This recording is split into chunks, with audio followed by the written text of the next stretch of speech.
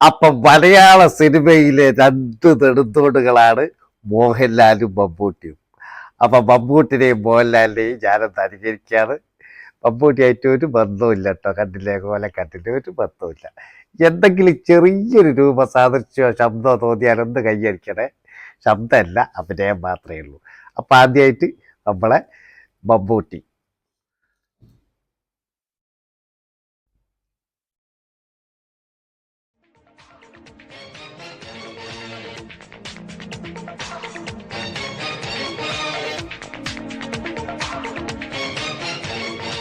ഇനിക്കർ തൻ്റെ മോഹൻലാൽ. ശബ്ദമല്ല കേട്ടോ, വെറും അഭിനയം.